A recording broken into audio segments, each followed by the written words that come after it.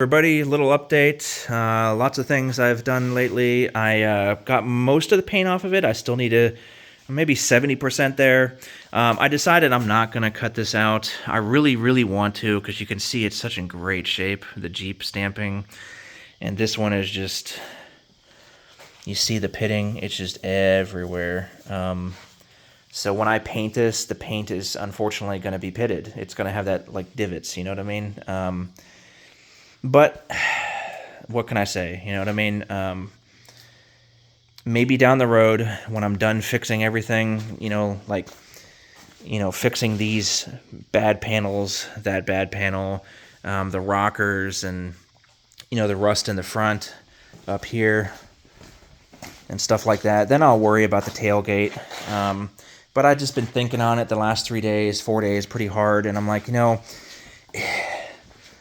it's a lot of welding and a lot of grinding. And another problem is, even if I cut this panel out and I cut the other one out, it's still pushed in here, pulled up there, pushed in here. It's all wavy on the outside. So it's not going to line up when I just put it there. I'm going to have to smack it down and hammer it and, pinch it with clamps just to get it to line up. And it's just, that's a lot of work. I hate body work. But it was just an idea. Most of you guys said to swap the panel. A couple of you said to keep the rustic kind of, theme with the rest of the Jeep, because I'm never going to paint this Jeep. It's going to keep the patina on it. Obviously, I'm going to clean, the rust spots here, and I'll touch it up with paint, and I'll probably sand it down to make it, kind of match the rest of the body.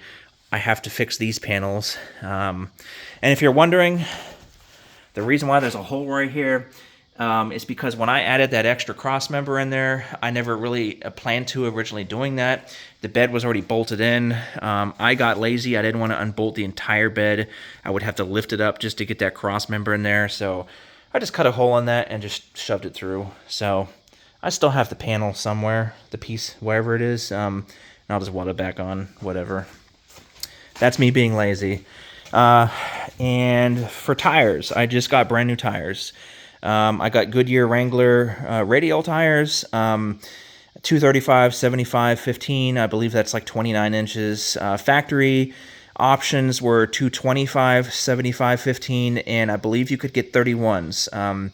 The Y-track and the fender flares on this thing, there's a lot of room for tire on this truck. I could easily fit 31s on stock height on this truck, even with the old front leaf springs. But I didn't want to do that because A, I couldn't find 31s, and B, these are used tires. I didn't want to spend $600, $700, $800 on tires. Goodyear Wrangler radials are cheap, new. They're $105, but 105 times 4 is 420. Plus taxes, plus $30 per tire to mount it. Yes, it's $30 in Virginia. I called everywhere. So that's $100 to mount. So that's $520 plus the tax. That's like $540, $550 for tires. That's a lot. So I got used tires. These are from 2019. These are from 2020. They're both from the same vehicle, or they're all from the same vehicle. And they are actually brand new tires, pretty much. You can actually see the circle here, the circle there, circle there, circle there. You see how thick the tread is? The tire was never really used. Those circles are these little squiggly things. So if you can see the circle from the little squiggly thing up here, no tread has wore out at all. These two in the front are just like that. That means these two were actually in the rear of that truck.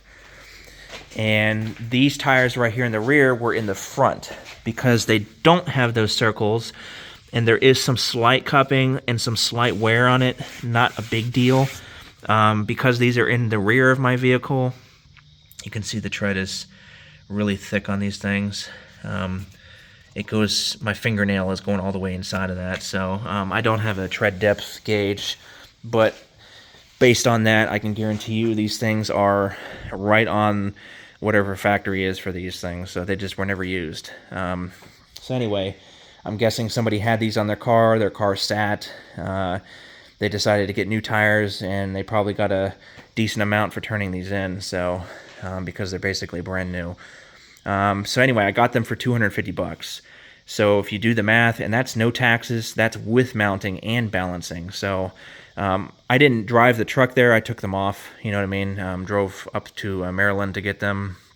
So anyway, 250 bucks. You cannot beat that. I saved myself $330 for tires. So the only thing is the guy, he balanced them weird. The rims are in really good shape on this truck, so he didn't want to put weights in the front, he said. So he put weights on the inside right here and then another weight on the outside.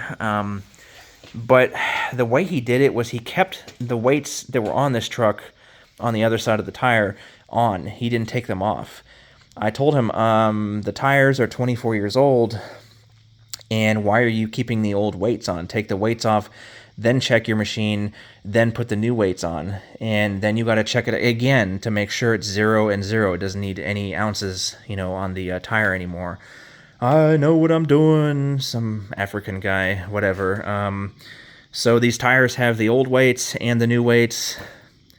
Whatever. I'm not going to argue with the guy because he was getting kind of rude, but he didn't even check it after he put the weights on. So hopefully when I drive this, I don't have any vibration issues. I've actually been to this guy before for used tires. When my mom needed tires the other day, I said I bought tires for her. It runs smooth, no vibrations, so I guess he might know what he's doing, but that was a different guy. The different guy did it the way I said you're supposed to. He didn't. So I'm not going to talk on and on about this, but in and out, 250 bucks. If there's vibrations later on, then I'll just bring it to another shop. I can hopefully find one for 15 bucks or something that can just balance the tire for me, because there's no mounting, just balancing. But and I want to talk about amp meters on this Jeep. The last video I had where I was showing you guys the engine, it wasn't vibrating anymore because I replaced the plugs and wires and so forth. As I was done with the video, I was checking the radio out, and the radio works. Speaker works too. I was actually listening to music in here. These glove boxes, they're like cardboard, and this one is actually in better shape than some of them I've seen. At least it's actually still there. But I saw smoke coming out of the ashtray, and obviously I am not smoking, so I knew these amp meters catch on fire, and sure enough, there's a little hole right here, and I looked inside. You may not be able to see it, but you see that red wire on the top left, that thick red wire above the orange one? It's the very top left. That's the wire from the alternator. So the way Jeep did this was they ran a wire from the alternator through the engine bay, through the firewall, to the cluster. The cluster gets power from that wire, I believe, and then it runs from or at least it runs to the amp meter, and then it runs from the amp meter to the battery. So the battery is charged from the wire that runs through the engine bay to the cluster, then to the battery using a 10 gauge wire. That's weird. The 10 gauge wire is thick enough, I guess, for like a small 60, 70 amp alternator that these things, came with. Maybe a 90 amp might be enough for that, but so anyway, the easy fix to do it is there's actually two wires on the amp meter. You just unscrew them because they're actually bolted on, and then you cut the ends off and you splice them together. Use heat shrink on it, and basically that completes the circuit. So the two wires are completing the circuit, being bolted into the amp meter, one bolt. You disconnect them, splice them together, you're still connecting the circuit, but you no longer have to worry about fires. That's the quick, easy way of doing it. But I'm going to do that temporarily, just to get it going so I don't have any more fire hazards. But I'm probably going to add lights to this car like I did my Wagoneer. Maybe not excessive like that, but probably going to add some to it because I do have a brush guard for this thing. The big factory brush guard. So I'm going to add some lights to it. And to be honest, I don't think that's 60 amp alternator. I think it's a 60. That's what they came with back then. Cars didn't need huge alternators like they do now, but probably going to upgrade the alternator like I did my Wagoneer.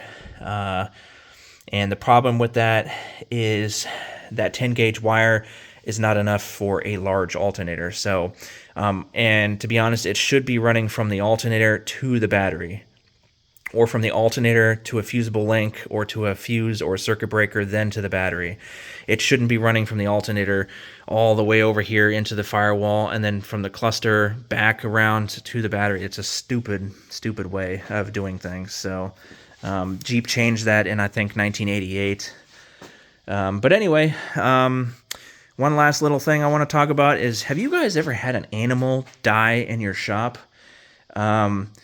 Something died in the walls or underneath the concrete slab. I don't know, because the slab does have holes from groundhogs from years and years and years ago before I moved in here.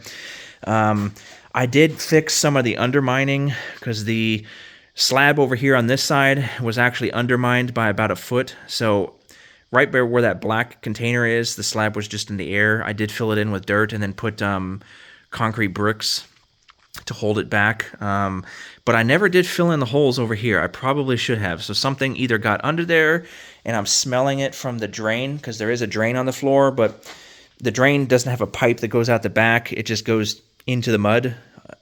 A weird way that they did it 60 years ago, but that's just how they did it. So something either died down there and I'm smelling it from the drain, or something died in the walls. But it's like driving across the back roads and you smell a dead deer or something. Have you ever smelled that and it makes you gag? That's what this smells like. It's absolutely horrible. So I need to get some kind of air fresheners in here, open these windows up. Hell, I'll even pour gasoline in a corner just to get that gas smell in here, because I'd rather smell gas than that dead animal. So, but that sucks. And the problem with that is that's going to smell for months. So, looking forward to it. Looking forward to doing the leaf springs and smelling a dead animal. So, but anyway, the money I saved on these tires, I can now order leaf springs.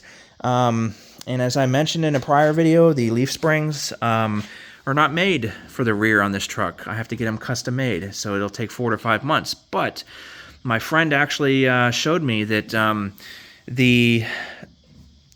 forgot what it's called, but where the leaf spring sits on top of the axle, the little flat thing that has the hole in the center of it, they actually make plates. They're like an inch plate, an inch thick. It sits on top of that like normal, but it has a hole in the back and a hole in the rear. So that means you can actually shift your axle front or back.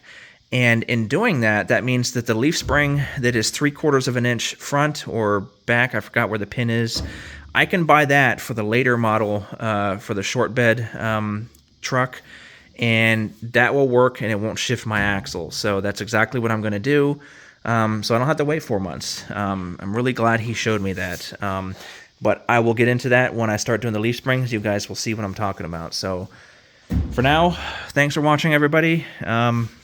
Have a great night.